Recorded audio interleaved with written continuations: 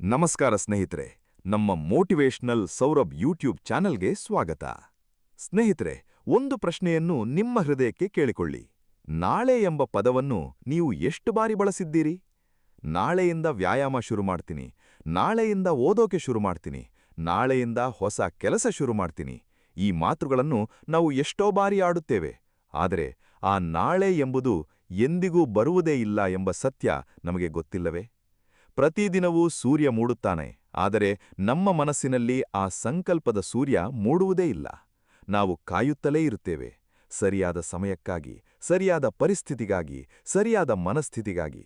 ಆದರೆ ಒಂದು ಮಾತು ನೆನಪಿಟ್ಟುಕೊಳ್ಳಿ, ಜೀವನವೆಂದು ಪರಿಪೂರ್ಣವಾದ ಸಮಯಕ್ಕಾಗಿ ಕಾಯುವುದಿಲ್ಲ. ನದಿ ಹರಿಯುವುದಕ್ಕೆ ಸೂಕ್ತ ಸಮಯ ಬೇಕಿಲ್ಲ, ಅದು ಹುಟ್ಟಿದ ಕ್ಷಣದಿಂದಲೇ ಹರಿಯಲು ಪ್ರಾರಂಭಿಸುತ್ತದೆ. ಹಾಗೆಯೇ ಮನುಷ್ಯನ ಜೀವನವೂ ಕೂಡ ಪ್ರತಿ ಕ್ಷಣದಿಂದಲೇ ಹೊಸ ಸಾಧ್ಯತೆಗಳಿಗೆ ತೆರೆದುಕೊಳ್ಳಬೇಕು. ಭಗವದ್ಗೀತೆಯಲ್ಲಿ ಶ್ರೀಕೃಷ್ಣ ಪರಮಾತ್ಮ ಅರ್ಜುನನಿಗೆ ಹೇಳುತ್ತಾನೆ, ಕರ್ಮಣ್ಯೇವಾಧಿಕಾರಸ್ತೆ ಮಾ ಫಲೇಷು ಕದಾಚನ. ಅಂದ್ರೆ, ನಿನ್ನ ಅಧಿಕಾರ ಕೇವಲ ಕರ್ಮದಲ್ಲಿ ಮಾತ್ರ, ಫಲದಲ್ಲೆಲ್ಲ. ಇಂದು ಮಾಡುವ ಕೆಲಸವೇ ನಿನ್ನ ಕೈಯಲ್ಲಿದೆ, ನಾಳೆಯ ಫಲ ಭಗವಂತನ ಕೈಯಲ್ಲಿದೆ. ಆದರೆ ನಾವೇನು ಮಾಡುತ್ತೇವೆ? ಇಂದಿನ ಕರ್ಮವನ್ನೇ ನಾಳೆಗೆ ಮುಂದೂಡಿ ಫಲದ ಬಗ್ಗೆ ಚಿಂತಿಸುತ್ತಾ ಕುಳಿತುಬಿಡುತ್ತೇವೆ. ಇದೇ ನಮ್ಮ ಜೀವನದ ಅತಿ ದೊಡ್ಡ ದುರಂತ. ಒಬ್ಬ ರೈತ ಬೀಜ ಬಿತ್ತದೆ ಫಸಲಿನ ಬಗ್ಗೆ ಕನಸು ಕಂಡರೆ ಏನು ಪ್ರಯೋಜನ? ಬೀಜ ಬಿತ್ತುವುದು ಇಂದಿನ ಕೆಲಸ, ಫಸಲು ಬರುವುದು ಕಾಲದ ಕೆಲಸ. ಆದರೆ ನಾವು ಬೀಜವನ್ನೇ ಬಿತ್ತದೆ ಫಸಲಿಗಾಗಿ ಕಾಯುತ್ತಿದ್ದೇವೆ. ಒಮ್ಮೆ ಯೋಚಿಸಿ ನೋಡಿ, ನಿಮ್ಮ ಜೀವನದಲ್ಲಿ ಎಷ್ಟೋ ಕನಸುಗಳು ಮೂಲೆಗುಂಪಾಗಿ ಬಿದ್ದಿವೆ, ಎಷ್ಟೋ ಸಂಕಲ್ಪಗಳು ಧೂಳು ಹಿಡಿದಿವೆ. ಇವೆಲ್ಲದಕ್ಕೂ ಕಾರಣ ಒಂದೇ: ಇಂದು ಬೇಡ ನಾಳೆ ನೋಡೋಣ ಎಂಬ ಮನಸ್ಥಿತಿ. ಈ ಮನಸ್ಥಿತಿಯೇ ನಮ್ಮ ಶತ್ರು. ಈ ಮನಸ್ಥಿತಿಯನ್ನು ಮೀರಿ ನಿಂತಾಗಲೇ ನಿಜವಾದ ಜೀವನ ಆರಂಭವಾಗುತ್ತದೆ. ಇಂದಿನಿಂದ ನಾವು ಒಂದು ಸತ್ಯವನ್ನು ಅರ್ಥಮಾಡಿಕೊಳ್ಳೋಣ: ಬದಲಾವಣೆ ಎಂಬುದು ಒಂದು ಘಟನೆಯಲ್ಲ, ಅದೊಂದು ನಿರ್ಧಾರ.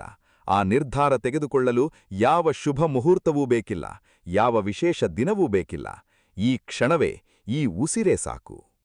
ಮುಂದೂಡುವಿಕೆ ಎಂಬುದು ಎಲ್ಲಿಂದ ಹುಟ್ಟುತ್ತದೆ ಎಂದು ಗಮನಿಸಿದರೆ, ಅದರ ಬೇರಿರುವುದು ಭಯದಲ್ಲಿ. ಹೌದು, ಭಯ. ನಾನ್ ಮಾಡಿದ್ರೆ ಸೋತ್ರೆ ಜನ ಏನಂದ್ಕೊಳ್ತಾರೆ, ನನ್ನಿಂದ ಆಗುತ್ತಾ ಎಂಬ ಪ್ರಶ್ನೆಗಳು ನಮ್ಮ ಮನಸ್ಸಿನಲ್ಲಿ ಹುಳುವಿನಂತೆ ಕೊರೆಯುತ್ತಿರುತ್ತವೆ. ಈ ಭಯವೇ ನಮ್ಮನ್ನು ನಿಶ್ಚಲಗೊಳಿಸುತ್ತದೆ. ಆದರೆ ಒಂದು ಸತ್ಯ ಗಮನಿಸಿ, ಭಯ ಎಂಬುದು ನಿಜವಲ್ಲ, ಅದು ಕೇವಲ ಮನಸ್ಸಿನ ಕಲ್ಪನೆ. ಮಗು ನಡೆಯಲು ಕಲಿಯುವಾಗ ಬಿದ್ದೇ ಬೀಳುತ್ತದೆ, ಆದರೆ ಬಿದ್ದ ಭಯದಿಂದ ಅದು ನಡೆಯುವುದನ್ನೇ ಬಿಡುವುದಿಲ್ಲ, ಮತ್ತೆ ಮತ್ತೆ ಎದ್ದು ನಿಲ್ಲುತ್ತದೆ. ಆದರೆ ದೊಡ್ಡವರಾದ ನಾವು ಒಮ್ಮೆ ಬಿದ್ದರೆ ಆ ಬೀಳುವಿಕೆಯನ್ನೇ ನಮ್ಮ ಗುರುತಾಗಿಸಿಕೊಂಡು ಮತ್ತೆ ಎದ್ದೇಳಲು ಹಿಂಜರಿಯುತ್ತೇವೆ. ಇದೇ ನಮ್ಮ ಮತ್ತು ಮಗುವಿನ ನಡುವಿನ ವ್ಯತ್ಯಾಸ. ಒಬ್ಬ ಶಿಲ್ಪಿ ಕಲ್ಲನ್ನು ಕೆತ್ತುವಾಗ ಪ್ರತಿ ಉಳಿಯ ಪೆಟ್ಟು ಆ ಕಲ್ಲಿಗೆ ನೋವು ಕೊಡುತ್ತದೆ. ಆದರೆ ಆ ನೋವಿನ ಮೂಲಕವೇ ಆ ಕಲ್ಲು ಒಂದು ಸುಂದರ ಮೂರ್ತಿಯಾಗಿ ಪರಿವರ್ತನೆಯಾಗುತ್ತದೆ. ಶಿಲ್ಪಿ ಆ ನೋವಿಗೆ ಹೆದರಿ ಉಳಿಯಪೆಟ್ಟು ನಿಲ್ಲಿಸಿದರೆ ಆ ಕಲ್ಲು ಎಂದಿಗೂ ಕಲ್ಲಾಗಿಯೇ ಉಳಿಯುತ್ತದೆ, ಮೂರ್ತಿಯಾಗುವುದೇ ಇಲ್ಲ. ನಮ್ಮ ಜೀವನವೂ ಹೀಗೆಯೇ. ಪ್ರತಿ ಸವಾಲು, ಪ್ರತಿ ಕಷ್ಟ, ಪ್ರತಿ ವಿಫಲತೆ ನಮ್ಮನ್ನು ಕೆತ್ತುವ ಉಳಿಯಪೆಟ್ಟುಗಳು. ಅವುಗಳಿಂದ ಹೆದರಿ ಓಡಿಹೋದರೆ ನಾವು ಎಂದಿಗೂ ನಮ್ಮ ನಿಜವಾದ ರೂಪವನ್ನು ಪಡೆಯುವುದಿಲ್ಲ. ಇನ್ನೊಂದು ಮುಖ್ಯವಾದ ವಿಷಯ: ನಾವೆಲ್ಲವಲ್ಲೂ ಪರಿಪೂರ್ಣ ಪ್ರಾರಂಭಕ್ಕಾಗಿ ಕಾಯುತ್ತೇವೆ. ಎಲ್ಲವೂ ಸರಿಯಾಗಿದ್ದಾಗಲೇ ಶುರು ಮಾಡುತ್ತೇನೆ ಎಂದು ಅಂದುಕೊಳ್ಳುತ್ತೇವೆ.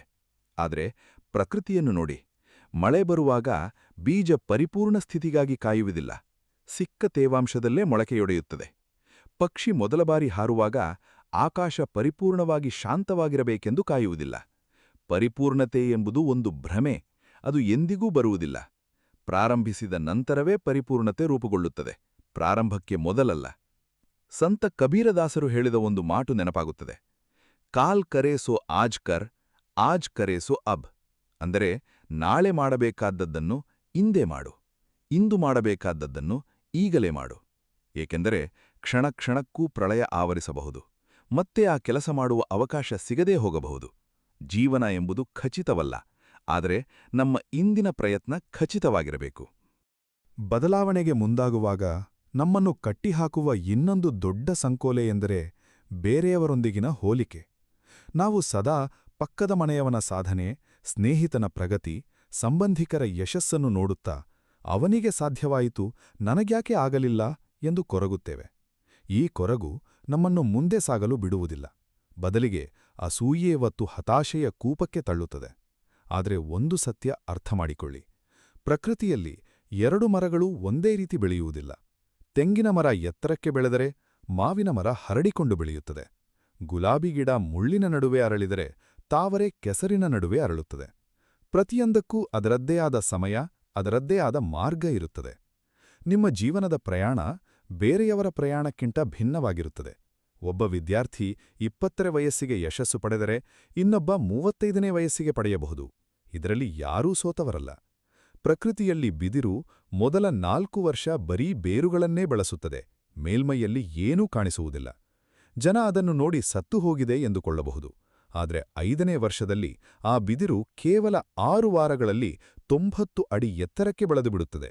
ಏಕೆಂದರೆ ಆ 4 ವರ್ಷಗಳಲ್ಲಿ ಅದು ಭೂಮಿಯಾಳದಲ್ಲಿ ಬಲವಾದ ಬೇರುಗಳ ಜಾಲವನ್ನು ನಿರ್ಮಿಸಿಕೊಂಡಿತ್ತು. ನಿಮ್ಮ ಜೀವನದಲ್ಲೂ ನೀವು ಈಗ ಬೆಳೆಯುತ್ತಿಲ್ಲ ಎಂದೆನಿಸಿದರೂ ಒಳಗೊಳಗೆ ಬೇರುಗಳು ಬಲಗೊಳ್ಳುತ್ತಿರಬಹುದು. ತಾಳ್ಮೆ ಕಳೆದುಕೊಳ್ಳಬೇಡಿ. ಹೋಲಿಕೆಯ ಬದಲು ನಾವು ಮಾಡಬೇಕಾದದ್ದು ಸ್ವಯಂ ಮೌಲ್ಯಮಾಪನ. ನಿನ್ನೆಯ ನಾನು ಮತ್ತು ಇಂದಿನ ನಾನು ಇವೆರಡರ ನಡುವಿನ ಅಂತರವೇ ನಿಜವಾದ ಬೆಳವಣಿಗೆಯ ಅಳತೆಗೋಲು. ಬೇರೆಯವರ ಜೊತೆ ಸ್ಪರ್ಧೆ ಮಾಡುವ ಬದಲು ನಿಮ್ಮ ಸ್ವಂತ ಹಳೆಯ ಆವೃತ್ತಿಯ ಜೊತೆ ಸ್ಪರ್ಧೆ ಮಾಡಿ. ಪ್ರತಿದಿನ ಸ್ವಲ್ಪ ಉತ್ತಮವಾಗುವುದೇ ನಿಜವಾದ ಪ್ರಗತಿ. ಒಂದು ಜಪಾನಿ ತತ್ವಶಾಸ್ತ್ರ ಇದೆ, ಕೈಜನ್ ಎಂಬುದು. ಅಂದರೆ ನಿರಂತರ ಸಣ್ಣ ಸುಧಾರಣೆ. ಒಂದೇ ದಿನದಲ್ಲಿ ಪರ್ವತ ಏರುವ ಅಗತ್ಯವಿಲ್ಲ. ಪ್ರತಿದಿನ ಒಂದೇ ಒಂದು ಹೆಜ್ಜೆ ಮುಂದಿಟ್ಟರೂ ಸಾಕು. ಜೀವನದಲ್ಲಿ ದೊಡ್ಡ ಬದಲಾವಣೆಗಳು ಒಮ್ಮೆಗೆ ಸಂಭವಿಸುವುದಿಲ್ಲ. ಅವು ಸಣ್ಣ ಸಣ್ಣ ಅಭ್ಯಾಸಗಳ ಸಂಗ್ರಹದಿಂದ ರೂಪುಗೊಳ್ಳುತ್ತವೆ ಎಂಬುದನ್ನು ಅರಿಯುವುದೇ ನಿಜವಾದ ಬುದ್ಧಿವಂತಿಕೆ. ಒಂದು ಹನಿ ನೀರು ಬಂಡೆಯ ಮೇಲೆ ಬಿದ್ದರೆ ಏನೂ ಆಗುವುದಿಲ್ಲ ಎಂದೆನಿಸುತ್ತದೆ. ಆದರೆ ವರ್ಷಗಳ ಕಾಲ ಅದೇ ಹನಿ ಒಂದೇ ಜಾಗದಲ್ಲಿ ಬೀಳುತ್ತಿದ್ದರೆ ಆ ಗಟ್ಟಿ ಬಂಡೆಯಲ್ಲೂ ರಂಧ್ರ ಮೂಡುತ್ತದೆ. ಇದೇ ನಿರಂತರತೆಯ ಶಕ್ತಿ. ನಾವು ಒಂದೇ ದಿನ ಗಂಟೆಗಟ್ಟಲೆ ಓದಿ ಮರುದಿನ ಸಂಪೂರ್ಣ ಮರೆತು ಹೋಗುತ್ತೇವೆ. ಆದರೆ ಪ್ರತಿದಿನ ಅರ್ಧ ಗಂಟೆ ಓದಿದರೆ 1 ವರ್ಷದಲ್ಲಿ ಎಷ್ಟು ಜ್ಞಾನ ಸಂಗ್ರಹವಾಗುತ್ತದೆ ಎಂದು ಯೋಚಿಸಿ ನೋಡಿ. ಇಲ್ಲಿ ಒಂದು ಜೀವನಾನುಭವ ಹಂಚಿಕೊಳ್ಳ ಬಯಸುತ್ತೇನೆ. ಒಬ್ಬ ಹಳ್ಳಿಯ ಬಡ ರೈತನಿದ್ದ. ಅವನಿಗೆ ದೊಡ್ಡ ಜಮೀನಿಲ್ಲ, ಸಂಪತ್ತಿಲ್ಲ. ಆದರೆ ಪ್ರತಿದಿನ ಬೆಳಗ್ಗೆ ಎದ್ದು ಒಂದು ಗಿಡ ನೆಡುವ ಅಭ್ಯಾಸ ಮಾಡಿಕೊಂಡಿದ್ದ. ಜನ ಅವನನ್ನು ನೋಡಿ ನಕ್ಕರು, ಒಂದು ಗಿಡದಿಂದ ಏನಾಗುತ್ತದೆ ಎಂದು. ಆದರೆ 20 ವರ್ಷಗಳ ನಂತರ ಆ ಪ್ರದೇಶ ಇಡೀ ಒಂದು ದಟ್ಟ ಕಾಡಾಗಿ ಪರಿವರ್ತನೆಯಾಗಿತ್ತು. ಒಬ್ಬ ಮನುಷ್ಯ, ಒಂದು ಸಣ್ಣ ಅಭ್ಯಾಸ, ಆದರೆ ನಿರಂತರತೆಯ ಮೂಲಕ ಇಡೀ ಪರಿಸರವನ್ನೇ ಬದಲಾಯಿಸಿಬಿಟ್ಟ. ಇದನ್ನೇ ನಾವು ನಮ್ಮ ಜೀವನದಲ್ಲಿ ಅಳವಡಿಸಿಕೊಳ್ಳಬೇಕು. ದೊಡ್ಡ ಗುರಿಗಳ ಬಗ್ಗೆ ಚಿಂತಿಸುವ ಬದಲು ಇಂದು ಮಾಡಬಹುದಾದ ಒಂದು ಸಣ್ಣ ಕೆಲಸದ ಬಗ್ಗೆ ಗಮನ ಕೊಡಿ. ಆದರೆ ಇಲ್ಲಿ ಒಂದು ಎಚ್ಚರಿಕೆ ಅಗತ್ಯ. ಅಭ್ಯಾಸಗಳು 2 ರೀತಿ ಇರುತ್ತವೆ. ಒಂದು ನಮ್ಮನ್ನು ಮೇಲಕ್ಕೆ ಎತ್ತುವಂಥದ್ದು, ಇನ್ನೊಂದು ನಮ್ಮನ್ನು ಕೆಳಗೆ ಎಳೆಯುವಂಥದ್ದು. ಬೆಳಗ್ಗೆ ಎದ್ದ ತಕ್ಷಣ ಮೊಬೈಲ್ ನೋಡುವ ಅಭ್ಯಾಸ, ಗಂಟೆಗಟ್ಟಲೆ ಸಾಮಾಜಿಕ ಜಾಲತಾಣದಲ್ಲಿ ಸಮಯ ಕಳೆಯುವ ಅಭ್ಯಾಸ, ಕೆಟ್ಟ ಆಹಾರ ಸೇವನೆ, ಸೋಮಾರಿತನ ಇವೆಲ್ಲವೂ ನಿಧಾನವಾಗಿ ನಮ್ಮ ಶಕ್ತಿಯನ್ನು ಕಸಿದುಕೊಳ್ಳುತ್ತವೆ. ಇವು ಒಂದೇ ದಿನದಲ್ಲಿ ಹಾನಿ ಮಾಡುವುದಿಲ್ಲ, ಆದರೆ ವರ್ಷಗಟ್ಟಲೆ ಪುನರಾವರ್ತನೆಯಾದಾಗ ಇಡೀ ಜೀವನವನ್ನೇ ನಾಶಗೊಳಿಸುತ್ತವೆ. ಆದ್ದರಿಂದ ನಾವು ಪ್ರತಿದಿನ ಒಂದು ಪ್ರಶ್ನೆ ಕೇಳಿಕೊಳ್ಳಬೇಕು. ಇಂದು ನಾನು ಮಾಡುತ್ತಿರುವ ಈ ಕೆಲಸ ನನ್ನನ್ನು ಮೇಲಕ್ಕೆ ಒಯ್ಯುತ್ತಿದೆಯೇ ಅಥವಾ ಕೆಳಗೆ ಎಳೆಯುತ್ತಿದೆಯೇ? ಜೀವನ ಎಂಬುದು ಒಂದು ಲೆಕ್ಕಪುಸ್ತಕದಂತೆ. ಪ್ರತಿದಿನ ನಾವು ಏನಾದರೊಂದು ನಮೂದನ್ನು ಬರೆಯುತ್ತಿದ್ದೇವೆ. ಆ ನಮೂದುಗಳೇ ಕೊನೆಗೆ ನಮ್ಮ ಜೀವನದ ಒಟ್ಟು ಮೊತ್ತವನ್ನು ನಿರ್ಧರಿಸುತ್ತವೆ. ಇಂದಿನಿಂದಲೇ ಆ ಲೆಕ್ಕಪುಸ್ತಕದಲ್ಲಿ ಒಳ್ಳೆಯ ನಮೂದುಗಳನ್ನು ಬರೆಯಲು ಪ್ರಾರಂಭಿಸಿ. ಮನಸ್ಸು ಎಂಬುದು ಪ್ರಪಂಚದ ಅತ್ಯಂತ ಶಕ್ತಿಶಾಲಿ ಸಾಧನ. ಆದರೆ ಅದೇ ಮನಸ್ಸು ನಮ್ಮ ಅತಿದೊಡ್ಡ ಶತ್ರುವೂ ಆಗಬಲ್ಲದು. ನಾವು ನಂಬಿದ್ದೇ ನಮ್ಮ ವಾಸ್ತವವಾಗುತ್ತದೆ ಎಂಬುದು ಒಂದು ಶಾಶ್ವತ ಸತ್ಯ. ನನ್ನಿಂದ ಆಗುವುದಿಲ್ಲ ಎಂದು ಮನಸ್ಸಿನಲ್ಲಿ ಬೀಜ ಬಿತ್ತಿದರೆ ಆ ಬೀಜವೇ ಬೆಳೆದು ವೈಫಲ್ಯದ ಮರವಾಗುತ್ತದೆ. ಆದರೆ ನಾನು ಪ್ರಯತ್ನಿಸುತ್ತೇನೆ, ನನ್ನಿಂದ ಸಾಧ್ಯ ಎಂಬ ಬೀಜ ಬಿತ್ತಿದರೆ ಅದೇ ಬೆಳೆದು ಯಶಸ್ಸಿನ ಹೆಮ್ಮರವಾಗುತ್ತದೆ. ಮನಸ್ಸಿನ ಈ ಸೂಕ್ಷ್ಮ ಶಕ್ತಿಯನ್ನು ಅರ್ಥಮಾಡಿಕೊಳ್ಳದ ಎಷ್ಟೋ ಜನ ತಮ್ಮದೇ ಆದ ನಕಾರಾತ್ಮಕ ಆಲೋಚನೆಗಳಿಂದ ತಮ್ಮ ಜೀವನವನ್ನು ಸಂಕುಚಿತಗೊಳಿಸಿಕೊಳ್ಳುತ್ತಾರೆ. ಒಬ್ಬ ಆನೆಯ ಕಥೆ ಕೇಳಿ. ಚಿಕ್ಕಂದಿನಲ್ಲಿ ಆ ಆನೆಗೆ ಕಾಲಿಗೆ ಸಣ್ಣ ಹಗ್ಗ ಕಟ್ಟಿ ಒಂದು ಗೂಟಕ್ಕೆ ಬಂಧಿಸುತ್ತಾರೆ. ಆ ಚಿಕ್ಕ ಆನೆ ಎಷ್ಟೇ ಪ್ರಯತ್ನಿಸಿದರೂ ಆ ಹಗ್ಗದಿಂದ ಬಿಡಿಸಿಕೊಳ್ಳಲಾಗುವುದಿಲ್ಲ. ಕ್ರಮೇಣ ಅದು ನನ್ನಿಂದ ಇದನ್ನು ಮುರಿಯಲು ಸಾಧ್ಯವಿಲ್ಲ ಎಂದು ನಂಬಿಬಿಡುತ್ತದೆ. ವರ್ಷಗಳು ಕಳೆದು ಆ ಆನೆ ಬೃಹದ್ಗಾತ್ರಕ್ಕೆ ಬೆಳೆಯುತ್ತದೆ. ಈಗ ಆ ಸಣ್ಣ ಹಗ್ಗವನ್ನು ಸುಲಭವಾಗಿ ಕಿತ್ತೊಗೆಯುವ ಶಕ್ತಿ ಅದಕ್ಕಿದೆ. ಆದರೆ ಅದು ಪ್ರಯತ್ನಿಸುವುದೇ ಇಲ್ಲ. ಏಕೆಂದರೆ ಚಿಕ್ಕಂದಿನ ನಂಬಿಕೆಯೇ ಅದರ ಮನಸ್ಸಿನಲ್ಲಿ ಬೇರೂರಿಬಿಟ್ಟಿದೆ. ಇದೇ ಪರಿಸ್ಥಿತಿ ನಮ್ಮಲ್ಲಿ ಎಷ್ಟೋ ಜನರದ್ದು. ಬಾಲ್ಯದಲ್ಲಿ, ಯೌವನದಲ್ಲಿ ಎದುರಾದ ಒಂದೆರಡು ವೈಫಲ್ಯಗಳು ನಮ್ಮ ಮನಸ್ಸಿನಲ್ಲಿ ಆ ಹಗ್ಗವಾಗಿ ಬೇರೂರಿಬಿಡುತ್ತವೆ. ಆದರೆ ಇಂದು ನಾವು ಆ ಚಿಕ್ಕ ಆನೆಯಲ್ಲ, ನಾವು ಬೆಳೆದಿದ್ದೇವೆ, ಬಲಶಾಲಿಗಳಾಗಿದ್ದೇವೆ. ಆ ಹಳೆಯ ಹಗ್ಗವನ್ನು ಕಿತ್ತೊಗೆಯುವ ಸಮಯ ಬಂದಿದೆ. ಆದಿಶಂಕರಾಚಾರ್ಯರು ಹೇಳಿದಂತೆ, ಮನುಷ್ಯನ ನಿಜವಾದ ಬಂಧನ ಬಾಹ್ಯವಲ್ಲ, ಅದು ಆಂತರಿಕ. ಮನಸ್ಸಿನ ಅಜ್ಞಾನವೇ ನಿಜವಾದ ಬಂಧನ. ಈ ಅಜ್ಞಾನವನ್ನು ಹೋಗಲಾಡಿಸಲು ಆತ್ಮಜ್ಞಾನ ಬೇಕು, ಸ್ವಂತ ಶಕ್ತಿಯ ಅರಿವು ಬೇಕು. ನೀವೊಂದು ಅಲೆಯಲ್ಲ ಎಂಬುದನ್ನು ಅರಿತುಕೊಳ್ಳಿ. ನೀವು ಸಂಪೂರ್ಣ ಸಾಗರ. ಅಲೆ ಕೇವಲ ಸಾಗರದ ಒಂದು ಅಭಿವ್ಯಕ್ತಿ ಮಾತ್ರ. ನಿಮ್ಮೊಳಗೆ ಅಪಾರ ಶಕ್ತಿ ಅಡಗಿದೆ. ಅದನ್ನು ಗುರುತಿಸದೇ ಇರುವುದೇ ನಿಮ್ಮ ದೊಡ್ಡ ದೌರ್ಬಲ್ಯ. ಸಂಕಲ್ಪಬಲ ಎಂಬುದು ಕೇವಲ ಆಸೆ ಪಡುವುದಲ್ಲ, ಅದು ದೃಢ ನಿಶ್ಚಯ. ಆಸೆ ಎಂಬುದು ದುರ್ಬಲ, ಆದರೆ ಸಂಕಲ್ಪ ಎಂಬುದು ಬಲಿಷ್ಠ. ನಾನು ಬದಲಾಗಬೇಕು ಎಂದು ಬಯಸುವುದು ಆಸೆ, ಆದರೆ ನಾನು ಬದಲಾಗುತ್ತೇನೆ ಇಂದಿನಿಂದಲೇ ಎಂದು ಹೇಳುವುದೇ ಸಂಕಲ್ಪ. ಈ ಸಂಕಲ್ಪದ ಬಲದಿಂದಲೇ ಎಷ್ಟೋ ಸಾಮಾನ್ಯ ಮನುಷ್ಯರು ಅಸಾಮಾನ್ಯ ಸಾಧನೆ ಮಾಡಿದ್ದಾರೆ. ನಾವು ವೈಫಲ್ಯವನ್ನು ಶತ್ರುವಿನಂತೆ ನೋಡುತ್ತೇವೆ, ಆದರೆ ವಾಸ್ತವದಲ್ಲಿ ವೈಫಲ್ಯವೇ ನಮ್ಮ ಅತ್ಯುತ್ತಮ ಗುರು. ಒಂದು ಚಿಕ್ಕ ಮಗು ಸೈಕಲ್ ಕಲಿಯುವಾಗ ಎಷ್ಟು ಬಾರಿ ಬೀಳುತ್ತದೆ ಎಂಬುದನ್ನು ಗಮನಿಸಿ. ಪ್ರತಿ ಬೀಳುವಿಕೆಯೂ ಅದಕ್ಕೆ ಸಮತೋಲನ ಕಾಪಾಡುವ ಪಾಠ ಕಲಿಸುತ್ತದೆ. ಬೀಳದೇ ಸೈಕಲ್ ಕಲಿತವರು ಯಾರೂ ಇಲ್ಲ. ಹಾಗೆಯೇ ವೈಫಲ್ಯವಿಲ್ಲದೆ ಯಶಸ್ಸು ಗಳಿಸಿದವರು ಯಾರೂ ಇಲ್ಲ. ಥಾಮಸ್ ಆಲ್ವಾ ಎಡಿಸನ್ ವಿದ್ಯುತ್ ಬಲ್ಬ್ ಕಂಡುಹಿಡಿಯುವ ಮೊದಲು 1000ಕ್ಕೂ ಹೆಚ್ಚು ಬಾರಿ ವಿಫಲರಾಗಿದ್ದರು. ಒಮ್ಮೆ ಯಾರೋ ಅವರನ್ನು ಕೇಳಿದರು, ಇಷ್ಟೊಂದು ಬಾರಿ ವಿಫಲರಾದ ಬಗ್ಗೆ ಏನನಿಸುತ್ತದೆ ಎಂದು. ಅದಕ್ಕೆ ಎಡಿಸನ್ ಉತ್ತರಿಸಿದರು, ನಾನು ವಿಫಲನಾಗಲಿಲ್ಲ, ಬಲ್ಬ್ ಉರಿಯದ 1000 ಮಾರ್ಗಗಳನ್ನು ಕಂಡುಹಿಡಿದೆ ಎಂದು. ಇದೇ ದೃಷ್ಟಿಕೋನದ ವ್ಯತ್ಯಾಸ ಸಾಧಕ ಮತ್ತು ಸಾಮಾನ್ಯ ಮನುಷ್ಯನ ನಡುವಿನ ವ್ಯತ್ಯಾಸ. ನಮ್ಮ ಪುರಾಣಗಳಲ್ಲೂ ಇದೇ ಸಂದೇಶವನ್ನು ಕಾಣಬಹುದು. ಮಹಾಭಾರತದಲ್ಲಿ ಏಕಲವ್ಯ ಗುರುದ್ರೋಣರಿಂದ ನಿರಾಕರಿಸಲ್ಪಟ್ಟಾಗ ಅವನು ಹತಾಶನಾಗಲಿಲ್ಲ. ಬದಲಿಗೆ ಮಣ್ಣಿನ ಮೂರ್ತಿಯನ್ನೇ ಗುರುವಾಗಿಸಿಕೊಂಡು ಸ್ವಂತ ಪ್ರಯತ್ನದಿಂದ ಜಗತ್ತಿನ ಶ್ರೇಷ್ಠ ಬಿಲ್ಗಾರನಾದ. ನಿರಾಕರಣೆಯನ್ನೇ ಅವನು ಪ್ರೇರಣೆಯಾಗಿ ಪರಿವರ್ತಿಸಿಕೊಂಡ. ಪ್ರತಿಯೊಂದು ನಿರಾಕರಣೆ, ಪ್ರತಿಯೊಂದು ವೈಫಲ್ಯ ನಮ್ಮನ್ನು ಮುಗಿಸಲು ಬರುವುದಿಲ್ಲ, ಬದಲಿಗೆ ನಮ್ಮನ್ನು ಇನ್ನಷ್ಟು ಗಟ್ಟಿಗೊಳಿಸಲು ಬರುತ್ತದೆ. ಚಿನ್ನವನ್ನು ಬೆಂಕಿಯಲ್ಲಿ ಕಾಯಿಸದೆ ಶುದ್ಧಗೊಳಿಸಲು ಸಾಧ್ಯವಿಲ್ಲ, ಹಾಗೆಯೇ ಮನುಷ್ಯನನ್ನು ಕಷ್ಟಗಳ ಬೆಂಕಿಯಲ್ಲಿ ಕಾಯಿಸದೆ ಶ್ರೇಷ್ಠಗೊಳಿಸಲು ಸಾಧ್ಯವಿಲ್ಲ. ಇಲ್ಲಿ ಒಂದು ಪ್ರಮುಖ ಅಂಶ ಗಮನಿಸಬೇಕು. ವೈಫಲ್ಯ ಮತ್ತು ವ್ಯಕ್ತಿತ್ವವನ್ನು ಬೇರ್ಪಡಿಸಿ ನೋಡುವುದನ್ನು ಕಲಿಯಬೇಕು. ನಾನು ಈ ಪರೀಕ್ಷೆಯಲ್ಲಿ ವಿಫಲನಾದೆ ಎಂದು ಹೇಳುವುದಕ್ಕೂ ನಾನೇ ಒಬ್ಬ ವಿಫಲ ವ್ಯಕ್ತಿ ಎಂದು ಹೇಳುವುದಕ್ಕೂ ಅಗಾಧ ವ್ಯತ್ಯಾಸವಿದೆ. ಮೊದಲನೆಯದು ಒಂದು ಘಟನೆ, ಎರಡನೆಯದು ಒಂದು ಗುರುತು. ನಾವು ಘಟನೆಗಳನ್ನು ಗುರುತಾಗಿ ಪರಿವರ್ತಿಸಿಕೊಂಡಾಗಲೇ ನಿಜವಾದ ಸಮಸ್ಯೆ ಪ್ರಾರಂಭವಾಗುತ್ತದೆ. ಒಂದು ಪರೀಕ್ಷೆಯಲ್ಲಿ ಸೋಲುವುದು ಎಂದರೆ ಇಡೀ ಜೀವನದಲ್ಲಿ ಸೋತಂತಲ್ಲ. ಒಂದು ಸಂಬಂಧ ಮುರಿದು ಬಿದ್ದಿದೆ ಎಂದರೆ ಪ್ರೀತಿಗೆ ಅನರ್ಹ ಎಂದಲ್ಲ. ಪ್ರತಿ ವೈಫಲ್ಯದ ಹಿಂದೆಯೂ ಒಂದು ಪಾಠವಿದೆ. ಆ ಪಾಠವನ್ನು ಗ್ರಹಿಸಿದವನೇ ನಿಜವಾದ ಜ್ಞಾನಿ. ಇಂದಿನಿಂದ ವೈಫಲ್ಯವನ್ನು ಶತ್ರುವಾಗಲ್ಲ, ಒಬ್ಬ ಕಠಿಣ ಗುರುವಾಗಿ ನೋಡಲು ಪ್ರಾರಂಭಿಸಿ.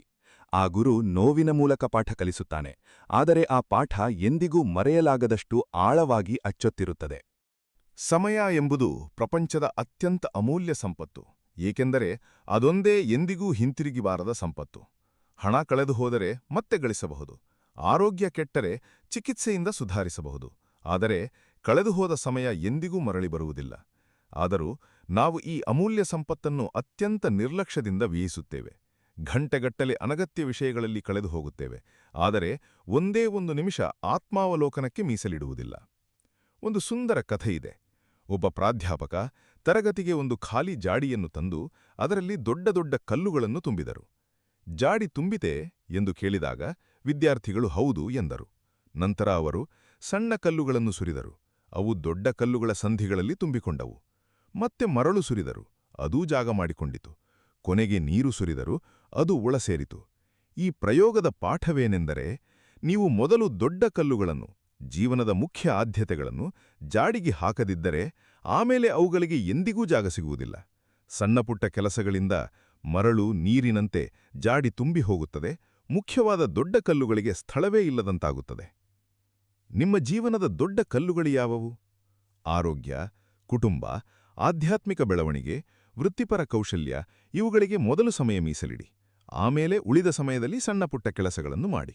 ಆದರೆ ನಾವಿದನ್ನೇ ವಿಪರೀತವಾಗಿ ಮಾಡುತ್ತೇವೆ. ಮೊದಲು ಮೊಬೈಲ್, ಸಾಮಾಜಿಕ ಜಾಲತಾಣ, ಅನಗತ್ಯ ಹರಟೆಗಳಿಗೆ ಸಮಯ ಕೊಟ್ಟು ಆಮೇಲೆ ನನಗೆ ಸಮಯವಿಲ್ಲ ಎಂದು ದೂರುತ್ತೇವೆ. ಒಂದು ದಿನದಲ್ಲಿ 24 ಗಂಟೆ ಎಲ್ಲರಿಗೂ ಸಮಾನ. ಐನ್ಸ್ಟೀನ್ಗೂ 24 ಗಂಟೆ, ಸಾಮಾನ್ಯ ಕಾರ್ಮಿಕನಿಗೂ 24 ಗಂಟೆ.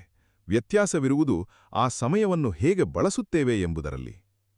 1 ಗಂಟೆಯ ಸದುಪಯೋಗ 1 ವರ್ಷದ ಫಲ ಕೊಡಬಹುದು. 1 ವರ್ಷದ ದುರುಪಯೋಗ ಜೀವನವನ್ನೇ ಹಾಳುಗೆಡಬಹುದು. ಆದ್ದರಿಂದ ಇಂದಿನಿಂದಲೇ ನಿಮ್ಮ ಸಮಯದ ಮೇಲೆ ಒಡೆತನ ಸಾಧಿಸಿ. ನನಗೆ ಸಮಯವಿಲ್ಲ ಎಂಬ ನೆಪ ಕೊಡುವ ಬದಲು ಇದು ನನ್ನ ಆದ್ಯತೆಯಲ್ಲ ಎಂದು ಒಪ್ಪಿಕೊಳ್ಳಿ. ಆಗ ನಿಮ್ಮ ನಿಜವಾದ ಆದ್ಯತೆಗಳು ಸ್ಪಷ್ಟವಾಗುತ್ತವೆ. ಬದಲಾವಣೆಯ ಹಾದಿಯಲ್ಲಿ ಸಾಗುವಾಗ ಒಂದು ಸತ್ಯವನ್ನು ಒಪ್ಪಿಕೊಳ್ಳಲೇಬೇಕು. ಈ ಹಾದಿ ಒಂಟಿತನದ್ದಾಗಿರುತ್ತದೆ. ನೀವು ಬದಲಾಗಲು ಪ್ರಾರಂಭಿಸಿದಾಗ ಹಳೆಯ ಸ್ನೇಹಿತರು ದೂರವಾಗಬಹುದು, ಕುಟುಂಬದವರೇ ಅಪಹಾಸ್ಯ ಮಾಡಬಹುದು, ಏನಿದು ಹೊಸ ಹುಚ್ಚು ಎಂದು ಕೇಳಬಹುದು. ಇದನ್ನು ನೋಡಿ ಭಯಪಡಬೇಡಿ. ಪ್ರತಿಯೊಂದು ದೊಡ್ಡ ಸಾಧನೆಯ ಹಿಂದೆಯೂ ಒಂಟಿತನದ ಒಂದು ಕಾಲಘಟ್ಟ ಇರುತ್ತದೆ. ಬುದ್ಧ ಜ್ಞಾನೋದಯ ಪಡೆಯುವ ಮೊದಲು ಒಂಟಿಯಾಗಿ ಬೋಧಿ ವೃಕ್ಷದ ಕೆಳಗೆ ಕುಳಿತಿದ್ದರು. ಮಹಾವೀರ 12 ವರ್ಷಗಳ ಕಾಲ ಒಂಟಿಯಾಗಿ ತಪಸ್ಸು ಮಾಡಿದರು. ಒಂಟಿತನ ಎಂಬುದು ಶಿಕ್ಷೆಯಲ್ಲ, ಅದೊಂದು ಪವಿತ್ರ ಅವಕಾಶ, ಸ್ವಂತ ಆತ್ಮದೊಂದಿಗೆ ಸಂವಾದ ನಡೆಸುವ ಅವಕಾಶ. ಇಂದಿನ ಜಗತ್ತಿನಲ್ಲಿ ನಾವು ಒಂಟಿತನಕ್ಕೆ ಹೆದರುತ್ತೇವೆ. ಪ್ರತಿ ಕ್ಷಣವೂ ಮೊಬೈಲ್, ಟಿವಿ, ಸಾಮಾಜಿಕ ಸಂಪರ್ಕದಿಂದ ನಮ್ಮನ್ನು ಆವರಿಸಿಕೊಳ್ಳುತ್ತೇವೆ. ಯಾಕೆಂದರೆ ಮೌನದಲ್ಲಿ ಕುಳಿತರೆ ನಮ್ಮದೇ ಆಲೋಚನೆಗಳನ್ನು ಎದುರಿಸಬೇಕಾಗುತ್ತದೆ ಎಂಬ ಭಯ. ಆದರೆ ಆ ಮೌನದಲ್ಲೇ ನಿಜವಾದ ಉತ್ತರಗಳಿವೆ. ನದಿಯ ಸದ್ದು ಕೇಳಬೇಕಾದರೆ ಸುತ್ತಲಿನ ಗದ್ದಲ ನಿಲ್ಲಿಸಬೇಕು. ಹಾಗೆಯೇ ಆತ್ಮದ ಧ್ವನಿ ಕೇಳಬೇಕಾದರೆ ಹೊರಗಿನ ಗದ್ದಲದಿಂದ ದೂರ ಸರಿಯಬೇಕು. ಪ್ರತಿದಿನ ಕೊಂಚ ಸಮಯ ಸಂಪೂರ್ಣ ಮೌನದಲ್ಲಿ ಕುಳಿತು ಸ್ವಂತ ಉಸಿರಾಟವನ್ನು ಗಮನಿಸುತ್ತಾ ಧ್ಯಾನ ಮಾಡುವ ಅಭ್ಯಾಸ ಬೆಳೆಸಿಕೊಳ್ಳಿ. ಇದೇ ನಿಮಗೆ ಸ್ಪಷ್ಟತೆ ಕೊಡುತ್ತದೆ.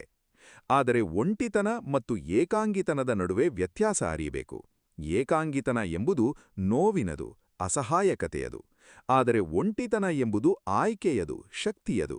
ನೀವು ಗುಂಪಿನಲ್ಲಿದ್ದು ಏಕಾಂಗಿಯಾಗಬಹುದು, ಒಂಟಿಯಾಗಿದ್ದು ಪೂರ್ಣರಾಗಿರಬಹುದು. ಈ ಬದಲಾವಣೆಯ ಹಾದಿಯಲ್ಲಿ ನಿಮಗೆ ಜೊತೆ ಕೊಡುವವರು ಕಡಿಮೆಯಾಗಬಹುದು. ಆದರೆ ಅದನ್ನು ನಷ್ಟ ಎಂದು ಭಾವಿಸಬೇಡಿ. ಅದು ಶೋಧನೆಯ ಪ್ರಕ್ರಿಯೆ. ಚಿನ್ನ ಶುದ್ಧವಾಗುವಾಗ ಕಲ್ಮಶ ಬೇರ್ಪಡುತ್ತದೆ. ಹಾಗೆಯೇ ನೀವು ಶುದ್ಧವಾಗುವಾಗ ನಿಮ್ಮ ಜೀವನದಲ್ಲಿ ಸ್ಥಾನ ಪಡೆಯಲು ಅರ್ಹರಲ್ಲದವರು ಬೇರ್ಪಡುತ್ತಾರೆ. ಒಂದು ಮಾತು ನೆನಪಿಡಿ, ನಿಮ್ಮ ಗುರಿ ಎಷ್ಟು ದೊಡ್ಡದಾಗಿದೆಯೋ ಅಷ್ಟೇ ಪ್ರಮಾಣದಲ್ಲಿ ಜನರ ತಿರಸ್ಕಾರವನ್ನು ಎದುರಿಸಬೇಕಾಗುತ್ತದೆ ಎಂದು ಸಿದ್ಧರಾಗಿ. ಆದರೆ ಆ ತಿರಸ್ಕಾರವನ್ನೇ ನಿಮ್ಮ ಇಂಧನವಾಗಿಸಿಕೊಳ್ಳಿ. ಇತಿಹಾಸದಲ್ಲಿ ಪ್ರತಿಯೊಬ್ಬ ಮಹಾನ್ ವ್ಯಕ್ತಿಯೂ ಮೊದಲು ಅಪಹಾಸ್ಯಕ್ಕೊಳಗಾಗಿದ್ದಾರೆ, ನಂತರವೇ ಪೂಜಿಸಲ್ಪಟ್ಟಿದ್ದಾರೆ. ಬದಲಾವಣೆಯ ಈ ಪ್ರಯಾಣದಲ್ಲಿ ಒಂದು ಅತ್ಯಂತ ಮಹತ್ವದ ಅಂಶವನ್ನು ಮರೆಯಬಾರದು. ಅದೇ ಕೃತಜ್ಞತೆ.